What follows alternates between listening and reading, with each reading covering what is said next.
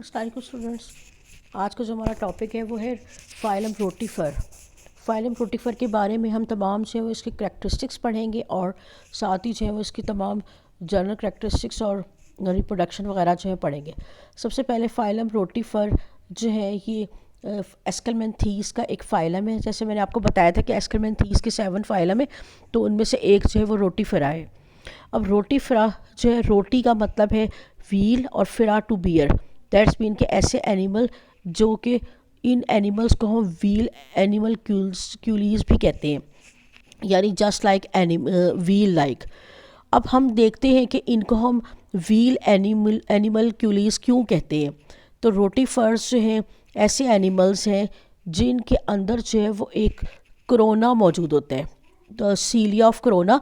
और ये कोरोना जो है वो कहाँ मौजूद होता है, तो अगर हम देखें तो ये एक सीलिएटेड ऑर्गन होता है इनमें, जिसको हम कोरोना कहते हैं। और ये कोरोना जो है वो मौजूद होता है हेड के लोब्स पे, यानी इन एनिमल्स में हेड के अंदर एक लोब मौजूद होता है। उस लोब्स के इर्द गिर्द जो सीलिएटेड ऑर्गन होता है, उस सीलिएटेड ऑर्गन को कोरोना कहते हैं। इस डायग्राम में आप कोरोना को जो है वो देख सकते हैं कि कोरोना जो है वो कहाँ मौजूद है। अब बच्चे, जैसे मैंने आपको बताया कि इनको हम क्या कहते हैं, जो है व्हील एनिमल क्यूलीज भी कहते हैं। क्यों कहते हैं? इस वजह से कहते हैं क्योंकि जब कोरोना के अंदर सीलिया जो है वो मूव नहीं करते सिनकोक्रोमी में, सिनक्रोमी में दैट्स मीन कि इकट्ठे मूव नहीं करते, बल्कि ये जो है वो 1 बाय 1 मूव करेंगे। सीलिया पहले अगले मूव करेंगे, फिर पिछले, तो उसकी वजह से एक वेव लाइक बीटिंग सीलिया की जनरेट होती है और इम्प्रेशन आता है, जैसे कि एक स्पिनिंग व्हील का एक इम्प्रेशन जो है वो आता है। अब बच्चे हम इनका साइज़ देखते हैं, तो साइज़ जो है ये माइक्रोस्कोपिक है। हैबिटेट इनका फ्रेश वाटर है। अगर इनकी स्पीशीज़ को देखें तो 2000 स्पीशीज़ जो है मौजूद हैं। फिर एक इम्पॉर्टेंट इसका करेक्टरिस्टिक्स है यू टैली। जैसे मैंने आपको फर्स्ट लेक्चर में भी बताया था कि यू टैली का मतलब है कि constant number of the cells are present in the each member of the species, यानी जितनी भी स्पीशीज़ हैं उनके हर मेंबर में नंबर ऑफ़ सेल्स हैं वो कांस्टेंट है, और हर ऑर्गन के जो सेल्स हैं उनमें भी नंबर ऑफ़ सेल्स जो है वो कांस्टेंट है। अब हम आते हैं इनके जनरल करैक्टरिस्टिक्स की तरफ। तो बच्चे ये ट्रिप्लोब्लास्टिक है। अब ट्रिप्लोब्लास्टिक ये आपने बहुत दफ़ा पढ़ा है, इसलिए बार बार बताने की ज़रूरत नहीं है कि ये ट्रिप्लोब्लास्टिक होते हैं, बायलेटरल सिमेट्रिकल होते हैं, अनसिगमेंटेड होते हैं और सूडो सिलोमेर्स होते हैं, यानी इनकी जो सिलोम है वो सूडो है। फिर कंप्लीट डाइजेस्टिव सिस्टम रखते हैं ये। अब कंप्लीट डाइजेस्टिव सिस्टम का मतलब क्या है कि इनके अंदर जो है वो एक माउथ भी होता है और एनस भी होता है। फिर इसके अलावा बच्चे हम देखते हैं कि इसके अंदर और क्या स्ट्रक्चर्स हैं। तो जब हम कहते हैं कि जो है complete digestive system, that's mean interior and पे इसका कोरोना होता है और पोस्टीरियर एंड पे जो है वो टोज होते हैं विद एडहेसिव ऑर्गन्स।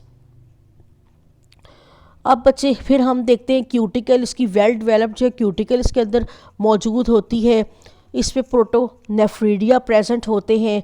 और जब हम इसकी रिप्रोडक्शन को देखते हैं तो देखते हैं कि मेल्स हैं या तो लेस हैं इनमें या एब्सेंट होते हैं, और इसमें जो है वो पार्थेनोजेनेसिस भी जो है वो होती है। अब आते हैं हम इसके एक्सटर्नल करैक्टरिस्टिक्स की तरफ। जब हम इनके एक्सटर्नल करैक्टर्स की तरफ देखते हैं तो बच्चे हम देखेंगे कि इसके अंदर जो है वो क्यूटिकल मौजूद होती है, और क्यूटिकल जो है वो एपिडर्मिस के ऊपर मौजूद होती है, और ये एपिडर्मिस जो है इस क्यूटिकल को सेक्रीट करती है रोटिफर्स में, और ये इसकी एक्सटर्नल जो है सरफेस बनाती है। और कुछ स्पीशीज़ में यही जो क्यूटिकल है ये थिक हो जाती है, और थिक एंड क्यूटिकल एक एनकेसमेंट स्ट्रक्चर लाइक बनाते हैं, और इस स्ट्रक्चर को हम कहते हैं लोरिका। और ये लोरिका जो है वो क्या करती है, प्रोटेक्शन देती है और स्पोर्ट्स प्रोवाइड करती है। फिर बच्चे हम देखते हैं कि इनके अंदर प्लाज्मा मेम्ब्रेन प्रेजेंट नहीं होती, यानी न्यूक्लियस जो है मौजूद होंगे, और सेंसेशियल जो है वो वेव मौजूद होगा, यानी न्यूक्लियस मौजूद होंगे लेकिन प्लाज्मा मेम्ब्रेन प्रेजेंट नहीं होगी। फिर हम आते हैं हेड की तरफ। तो हेड में जो है वो मौजूद है corona, mouth, sensory organs and brain, ये इसके अंदर जो है वो प्रेजेंट होते हैं। कोरोना जो है वो क्या करता है, सराउंड करता है लार्ज सिलिएटेड एरिया को और एक स्ट्रक्चर बनाता है, उसे हम कहते हैं बकल फील्ड। फिर बच्चे हम आ जाते हैं ट्रंक की तरफ। तो ट्रंक जो इसका लार्जेस्ट पार्ट है रोटीफर का, लार्जेस्ट पार्ट जो है वो ट्रंक है। ये एलोंगेटेड होता है और एक सैक लाइक स्ट्रक्चर जो है वो बनाता है। और उसके बाद फिर हम इसके टेल रीजन की तरफ आ जाते हैं, जो कि ब्रांच होता है या अनब्रांच भी हो सकता है।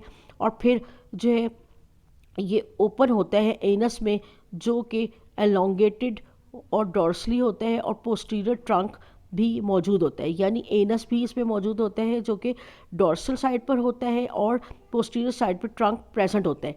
फिर आते हैं बच्चे हम इसके फुट की तरफ। तो नैरो पोर्शन होता है पोस्टीरियर साइड पे, और टर्मिनल जो है वो पोर्शन पे प्रेजेंट होते हैं एरिया पे 1 और 2 टोज़। यानी फुट पे अगर हम इसके देखें तो फुट जो है वो भी इसमें प्रेजेंट होगा, और फुट कहाँ होगा, नैरो पोर्शन बनाएगा, पोस्टीरियर साइड पे होगा, और इसका टर्मिनल एरिया पे 1 और 2 जो है वो टोज़ विल बी प्रेजेंट। फिर आते हैं हम इसके पीडल ग्लैंड्स की तरफ। तो पीडल ग्लैंड्स कहाँ मौजूद होते हैं? पीडल ग्लैंड्स ये फुट की बेस में प्रेजेंट होते हैं, और इनकी जो many glands open on the toes, यानी ये कहाँ, इनकी डक्ट्स कहाँ ओपन होती हैं? टोज़ में ओपन होती हैं। और इनकी सिक्रीशंस होती है पीडल ग्लैंड्स की, वो क्या करती है, इनके फुट को सबस्ट्रेटम पे अटैच होने में हेल्प करती हैं। फिर हम आते हैं बच्चे नेक्स्ट टॉपिक जो है फीडिंग। तो ये स्मॉल ऑर्गेनिज्म को जो फीड करते हैं, ना सिर्फ स्मॉल माइक्रो ऑर्गेनिज्म को बल्कि सस्पेंडेड ऑर्गेनिक मटेरियल को भी फीडिंग करते हैं। और फिर जो कोरोनल सीलिया है, इनका जो कोरोना है सीलिएटेड, वो क्या करता है, क्रिएट करता है करंट ऑफ वाटर, और ये करंट ऑफ वाटर जो ब्रिंग्स करती है food toward the mouth, mouth की तरफ फूड को जो है वो लेकर जाती है। फिर माउथ में जो है बच्चे क्या आएगा कि फूड जो माउथ पे चली जाएगी। फिर फेरेंक्स आता है इसका। तो फेरेंक्स क्या है, एक स्पेसिफिक ऑर्गन रखता है जिसको हम मैस्टिक्स कहते हैं। ये मैस्टिक्स जो है, फेरेंक्स क्या चीज़ है, ये एक मस्कुलर ऑर्गन है, और मैस्टिक्स जो है वो ग्राइंड करता है फूड को। और इसकी इनर वॉल जो है मैस्टिक्स की, इसमें सेवरल जो है सेट्स हैं जॉस के, जिनको हम ट्रॉफी कहते हैं। और ट्रॉफी जो एक टेक्सोनमिक करेक्टरिस्टिक्स है, जिसकी बेस पर जो है हम इसको डिवाइड कर सकते हैं, यानी डिस्टिंग्विश कर सकते हैं स्पीशीज़ को। फिर आता है बच्चे एसोफेगस और स्टमक। तो स्टमक जो है कैसा होता है, ऐसे जो मैस्टिक्स से जो है बाद में फूड मूव करती है शॉर्ट सिलिएटेड एसोफेगस की तरफ, और वहाँ से वो सिलिएटेड स्टमक की तरफ चली जाती है। फिर बच्चे स्लेवरी ग्लैंड्स जो हैं वो मौजूद हैं, और इसी तरह से हम देखते हैं कि स्लेवरी ग्लैंड और digestive glands both are present, और ये क्या करते हैं, अपने एंजाइम को जो है फेरेंक्स और स्टमक में जो है वो डाल देते हैं। फिर डाइजेशन एब्जॉर्प्शन आती है, तो कंप्लीट इसमें जो एक्स्ट्रा सेलुलर डाइजेशन होती है, और एक्स्ट्रा सेलुलर डाइजेशन होने के बाद जो है वो फूड एब्जॉर्ब हो जाती है अकर इन अ स्टमक। फिर बच्चे हम देखते हैं कि इसमें भी इंटेस्टाइन भी होती है। इंटेस्टाइन कैसी होती है, शॉर्ट जो है वो इंटेस्टाइन होती है, जो सिलिएटेड होती है पोस्टीरियर साइड पे, और जो कि एक क्लोइकल ब्लैडर बना देती है।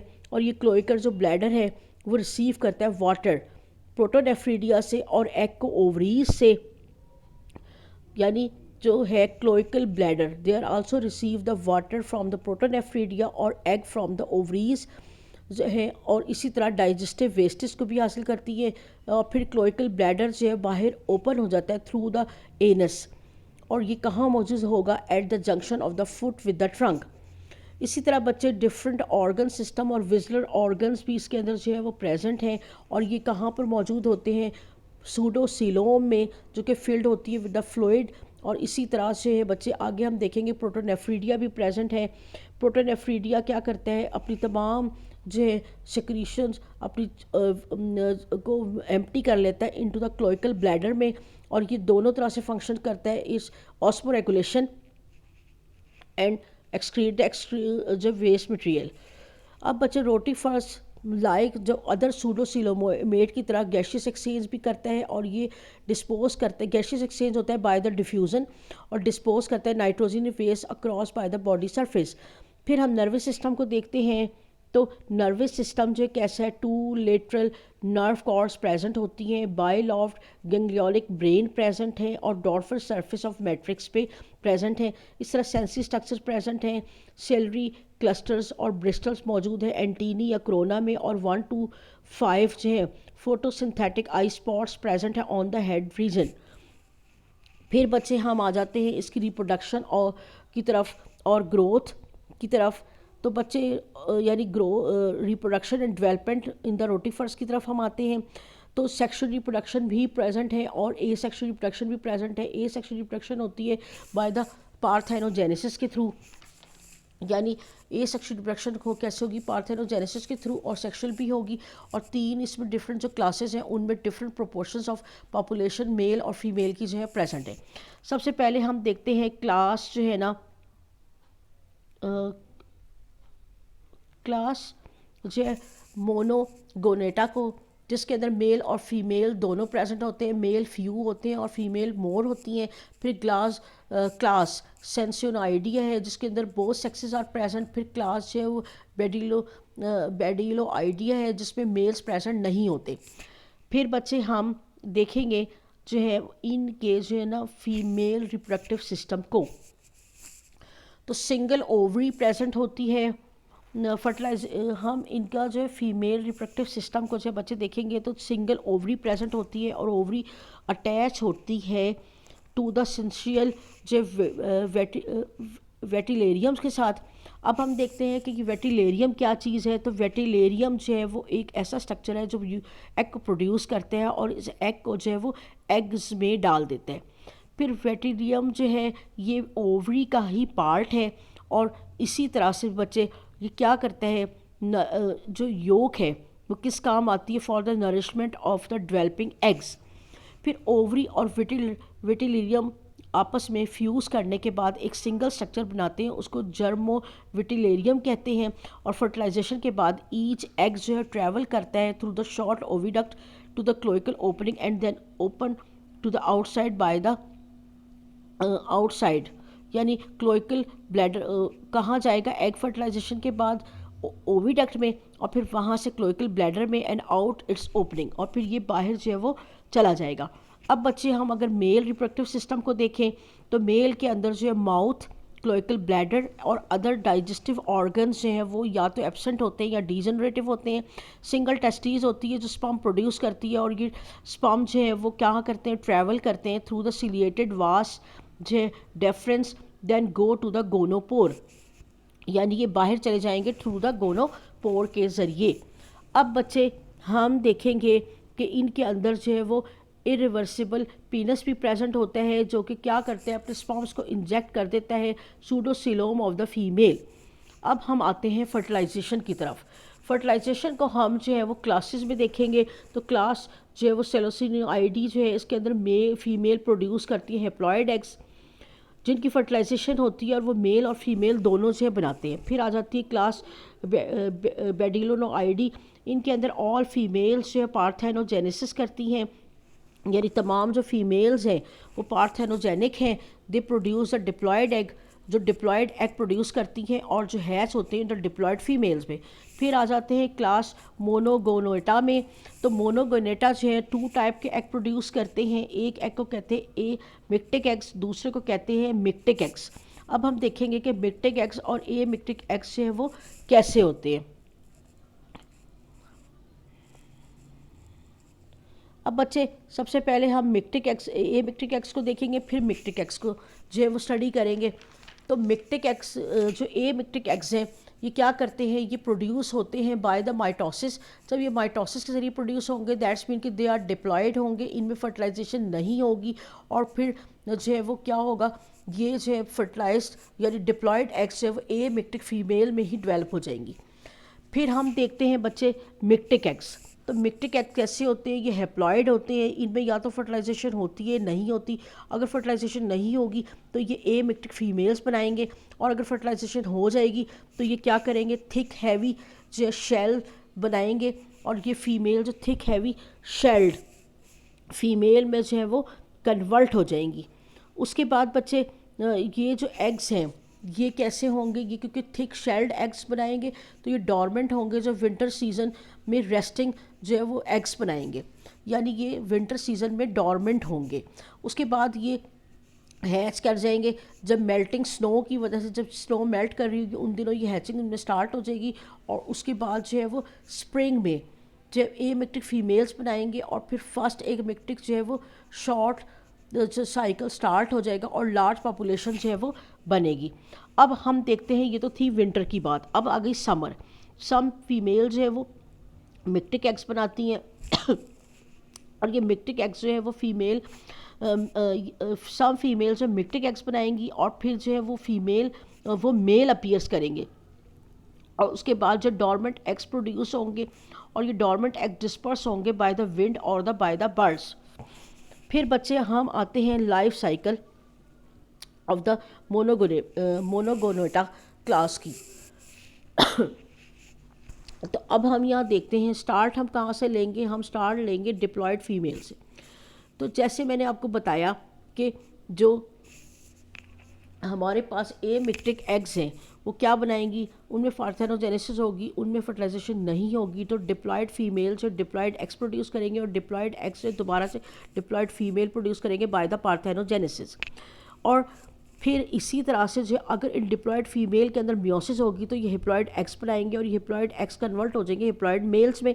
अब ये हिप्लॉयड मेल्स हैं वो स्पर्म बनाएंगे और फिर हिप्लॉयड एग्स और स्पर्म में फर्टिलाइजेशन होने के बाद ये ए मिक्टिक डिप्लॉयड एग्स रेस्टिंग एग्स जो है बनाएंगे और ये रेस्टिंग एग्स जो है इनको एक्सटर्नल एनवायरमेंटल स्टिमुलस मिलेगी, रेन और स्नो, जिसमें इनकी हैचिंग होगी और दोबारा से ये डिप्लॉयड जो है वो फीमेल में कन्वर्ट हो जाएंगे। इस तरह से ये लाइफ साइकिल ऑफ द मोनोगोनेटा का जो है वो कैरी ऑन होगा। उम्मीद करती हूँ आपको ये लेक्चर समझ आ गया होगा। Thank you. अल्लाह हाफिज़।